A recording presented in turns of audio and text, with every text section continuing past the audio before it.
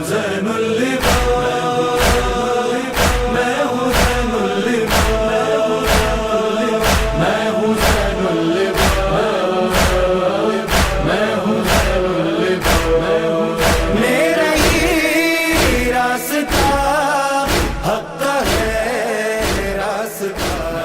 اعوذ باللہ من الشیطان الرجیم، بسم اللہ الرحمن الرحیم، وبہ نستعین وہو خیر ناصر ومعین، الحمد لأہلہ الصلاۃ والسلام علی اہلہا ولعنۃ اللہ علی اہلہا۔ السلام علیک یا ابا عبداللہ وعلی الارواح التي حلت بفنائک، علیک منی سلام اللہ ابدا ما بقیت وبقی اللیل والنہار، ولا جعلہ اللہ آخر العہد منی لزیارتکم۔ السلام علی الحسین وعلی علی بن الحسین وعلی اولاد الحسین وعلی اصحاب الحسین الذین بذلوا مہجہم دون الحسین علیہ السلام۔ السلام علیکم ورحمۃ اللہ وبرکاتہ۔ واقعہ کربلا سیریز کی آج قسط میں انشاءاللہ ہم اس قافلے کا، اسیران کے قافلے کا جو سفر ہم بیان کر رہے تھے کہ یہ اسیران کربلا کوفہ وارد ہو چکے ہیں، اور کل ہم نے بازار کوفہ میں جناب زینب نے جو خطبہ دیا تھا وہ آپ کی خدمت میں عرض کیا تھا۔ بس یہاں سے آگے بات کو جاری رکھتے ہیں۔ کہتے ہیں کہ جب یہ جو راوی ہے یہ کہتا ہے کہ میں نے لوگوں کو حیران و پریشان دیکھا، انہوں نے اپنی انگلیاں اپنے منہ میں ڈال رکھی تھیں، بس ایک بوڑھے شخص کی طرف متوجہ ہوا جو میرے پہلو میں کھڑا تھا، کہ جس کی داڑھی گریہ و بکا سے تر ہو چکی تھی اور اس کا ہاتھ آسمان کی طرف اٹھا ہوا تھا، اور کہہ رہا تھا میرے ماں باپ ان پر قربان جائیں، ان کے بڑے بہترین ہیں، ان کے جوان بہترین ہیں، اور ان کی عورتیں بہترین، ان کی نسل کریم اور ان کا فضل عظیم ہے۔ پھر اس نے ایک شعر کہا کہ ان کے بڑے بہترین ہیں اور ان کی نسل جب نسلیں شمار کی جائیں ہلاک ہونے والی اور رسوا ہونے والی نہیں ہیں۔ بس جناب زینب نے جب خطبہ دیا تو مولا امام علی ابن الحسین امام سجاد علیہ السلام نے کہا، اے پھوپھی جان آپ خاموش ہو جائیں، باقی کے لیے گزرے ہوئے سے عبرت ہے۔ آپ الحمدللہ عالمہ غیر معلمہ ہیں اور ایسی بافہم ہیں کہ جنہیں سمجھانے کی ضرورت نہیں، اور گریہ و نالے سے گیا ہوا واپس نہیں آتا۔ بس کہتے ہیں اس کے علاوہ جناب زینب نے خاموشی اختیار کی تو حضرت امام سجاد علیہ السلام اور نکلے لوگوں کے سامنے آئے اور ان کو خاموش ہونے کا اشارہ کیا۔ جب وہ خاموش ہوئے تو امام سجاد علیہ السلام نے اللہ کی حمد و ثنا اور نبی کریم صلی اللہ علیہ وآلہ وسلم پر درود بھیجا۔ اس کے بعد فرمایا، یہاں سے امام سجاد کے خطبے کا آغاز ہو رہا ہے۔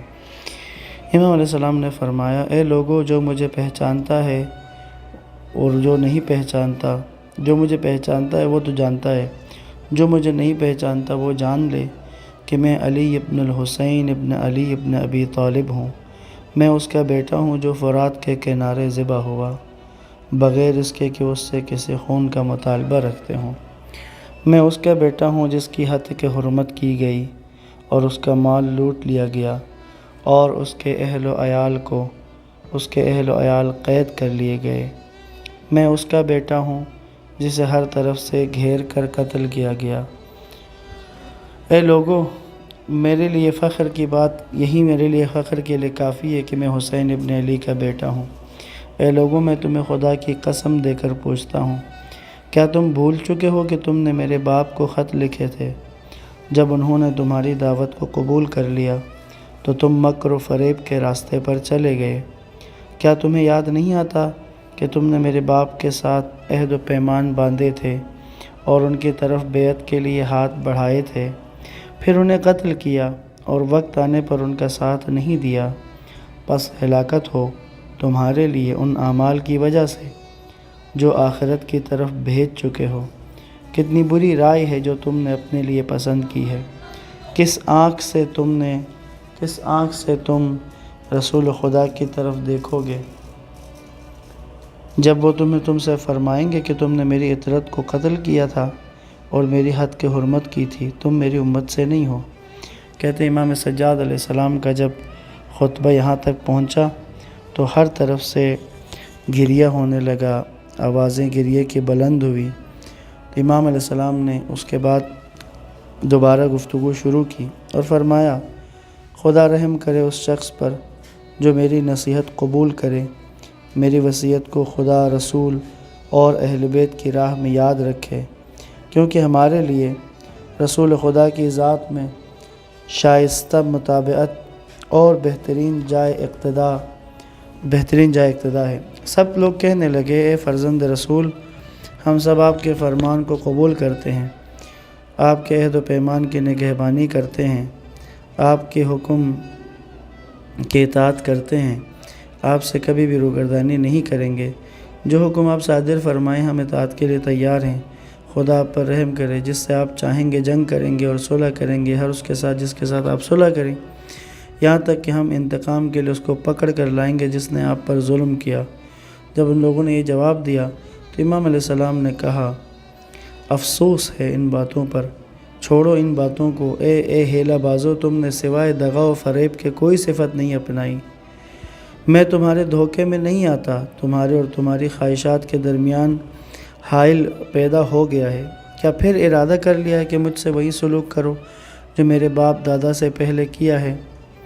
خدا کی قسم، ابھی تک وہ زخم جو میرے باپ کی شہادت کی وجہ سے ہمارے قلب و جگر پر لگے ہیں درست نہیں ہوئے۔ ابھی تو کل کی بات ہے کہ میرے باپ اپنے اہل بیت سمیت شہید ہوئے، ابھی تو رسول خدا اور میرے باپ اور میرے بھائیوں کے مصائب مجھ سے میں فراموش نہیں کر سکا ہوں، اور ان کا خون و ملال اور غم و اندوہ مجھے دامن گیر ہے، اور اس کی تلخی میرے منہ اور سینے میں تکلیف دے رہی ہے، اور اس کا غم و غصہ اور اس غم و غصے میں میرا سینے اور اس کا غم و غصہ میرے سینے میں جاری و ساری ہے۔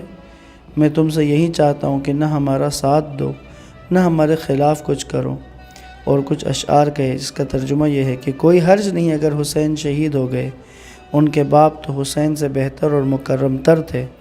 پس اہل کوفہ اس مصیبت پر خوش نہ ہو جو حسین پر پڑی مصیبت آئی، جو فرات کے کنارے شہید ہوئے، میری روح ان پر قربان، اور جس نے انہیں قتل کیا اس کی جزا اور بدلہ جہنم کی آگ ہے۔ بعض روایات میں آتا ہے کہ اس موقع پر امام حسین علیہ السلام کی صاحبزادی جناب فاطمہ نے بھی ایک خطبہ پڑھا جو روایات میں کتابوں میں درج ہوا ہے۔ میں ان خطبوں کو کتاب نفس المہموم سے آپ کی خدمت میں عرض کر رہا ہوں۔ نفس المہموم شیخ عباس قمی جو مفاتیح الجنان جنہوں نے لکھی ہے ان کی کتاب ہے مقتل کی۔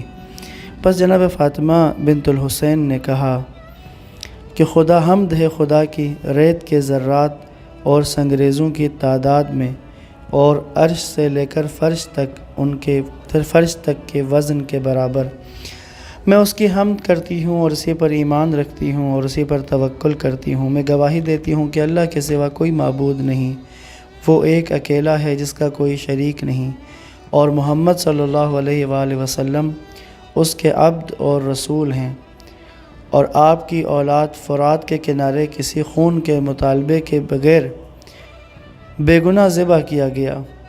خدائے میں تجھ سے پناہ مانگتی ہوں اس بات سے کہ تجھ پر جھوٹ بولوں اور اس کے خلاف کہوں جو کچھ تو نے علی ابن ابی طالب کی وصایت کے سلسلے میں عہد و پیمان بھیجا ہے کہ جس کا حق انہوں نے چھینا ہے اسے بے گناہ خدا کے ایک گھر میں انہوں نے شہید کیا، جیسا کہ کل انہوں نے اس کے فرزند امام حسین کو شہید کیا۔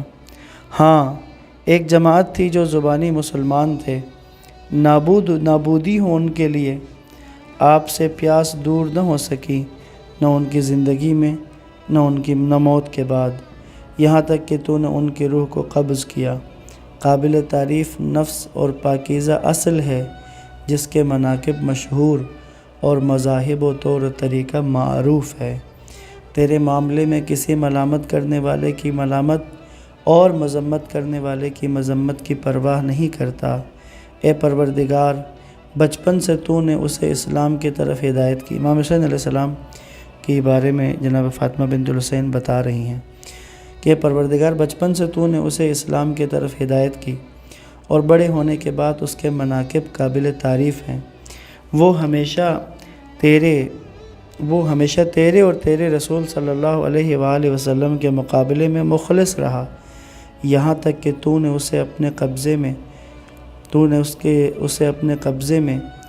اس کی روح کو اپنے قبضے میں لے لیا۔ دنیا میں زاہد اور اس پر حریص، دنیا سے زاہد یعنی دنیا کے مقابلے میں حریص نہیں تھا، آخرت کی طرف راغب تھے اور تیری راہ میں تیرے لیے جہاد کرتے تھے۔ خدا تو نے انہیں پسند فرمایا اور انہیں مختار و منتخب قرار دیا اور صراط مستقیم کی طرف ان کی ہدایت کی۔